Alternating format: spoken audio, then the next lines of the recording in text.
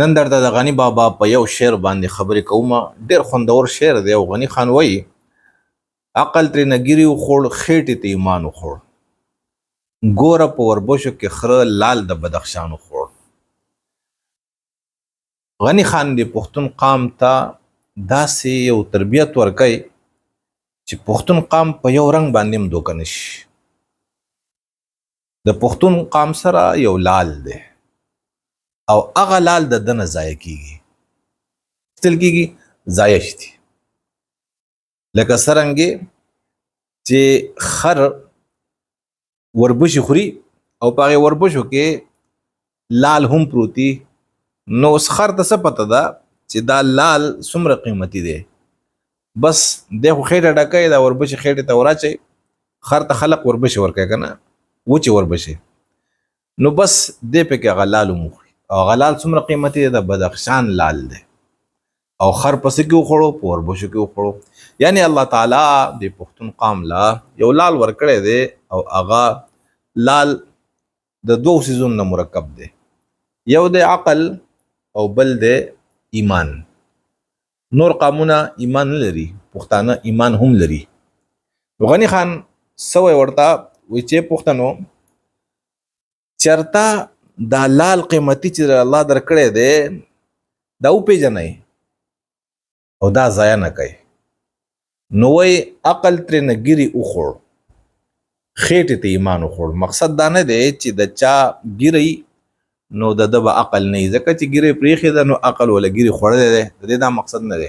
مقصد څه دی؟ څوک چې هم مذهبي رنګ اختیار کړي، په پښتنو کې کمه کمی ده، دی په مذهبي رنګ باندې ډېر زر دوکه شي. چې څوک ګیره پرېږدي، چا پټکې وي، څوک الله الله کوي، څوک د ځانه پیر جوړ کړي، څوک د ځانه مولا جوړ کړي، نو بس دا د خدای هم دی، د ده رسول هم دی. دی پې پټې سترګې اعتبار کوي. او دا ټول مذهبي رنګونه چې څوک لري دا ښه خلق نه دی. دا د پښتون قام سوداګران دي. څه دي؟ د پښتون قام سوداګران دي. دی پښتون اخلي نه، خرڅوي. په چا باندې؟ په ډېر لږ څه باندې خرڅ کړي او دشمن ته په حواله کړي. لکه په افغانستان کې یو انګریز تللی و، د ځان یې پیر جوړ کړی و او باقاعده خپل کرامات پې ښول او تر دې پورې چې ټول پښتانه د هغه مریدان شو او هغه له هدف ورکړی شوی و چې امان الله خان خلاف په خلق راوچتی. بس هغه به امان الله خان خلاف خلق راوچت کو، امان الله خان باچا چو، نو بس هغه غریبې د افغانستان نه پې وزغلو او د کفر فتوی پې ولګولې. او د دغې پیر چې انګریز و مسلمان هم نه و، د هغه په پروپیګنډه کې مولان هم د هغه ښکار شو، امیان هم ښکار شو. نو پښتون دوکه کېږي په څه باندې؟ په مذهبي رنګ باندې. عقل ترې نه ګیري وخوړ. غني خان وایي پښتنو تاسو له الله عقل درکړی، تاسو یقین وکئ چې د پښتون قام کم عقل چې دی دا د فرنګي سره هم نشته. خو څه ته وخوړو؟ ګیرې، یعنې مذهبي رنګ ته وخوړ، خېټې ته ایمان وخوړ.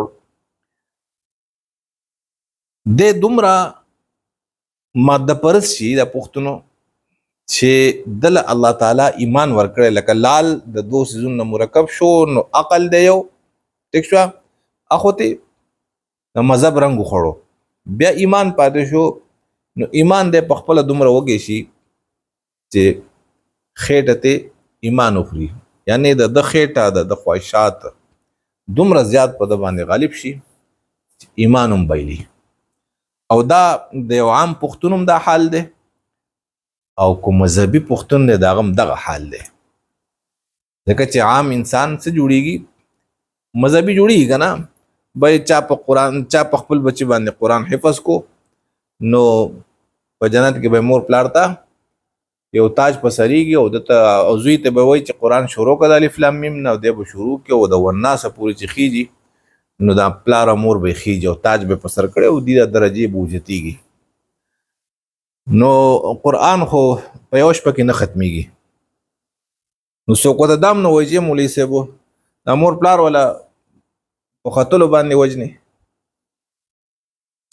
چې زوی قرآن خلاصوي که نه هم په تجوید سره او د الله د مخې نو بیا خو به یو حرف ډېر په عقیده سره په تجوید سره په قرت سره به وایي او مور پلار به خیږي نو پلار مور به چې خدای کله به دی بس کوي چې موږ په قلارو شو هغه ته بر اساسام خو نه دي کنه نو دا قسم خبرې دی او هر پښتون لګیا دی ګوري نه چې دا قاري صاحب څوک دی دا مولوي صاحب څوک دی دا کومه مدرسه دا د بچو نه څه جوړوي او د بچو سره څومره ظلم کوي او بس د خپل تاج غم اغستی دي او خپل د قیامت هغه جوړې اغستی دي کنه چې موږ دې ته به جوړم وراغوندی بچی باندې جبرن بچی نه غواړي چې د حافظ شوی یا عالم شوی جبرن حافظي کې او عالمي کې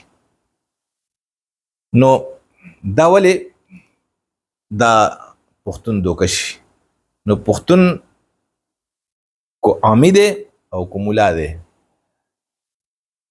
دا سچل شوی دی د دن عقل څه خوړلی دی مذهبي رنګ خوړلی دی او ایمان ته خېټو خوړو تاسو وګورئ ورور خور لیسه نه ورکوي پلار لور لیسه نه ورکوي په جایداد کې او داسې چل دی چې رور خپل رور وجني دوست خپل دوست وجني نو د دنه لکه اوس په یار حسین کې عبدالرس یو حافظو د قرآن سلور بچیو مشره بچی د 12 کالو کشره د 2 کالو او پرور باندې کور خرڅ کړو خزه په خفا وا بیا ولا غیرور واپس کور نه ورکړ ولې په 2 لک روپۍ بس هغه څه چلو کو خزه ته مرور تلې و او هغه غریب بچی حلال کړ او ځان مړ کو نو ایمان تی سو خړو مادي وخړو او عقل تی سو خړو مذهبي رنګ خړو نو الله دیو کی چې پښتانه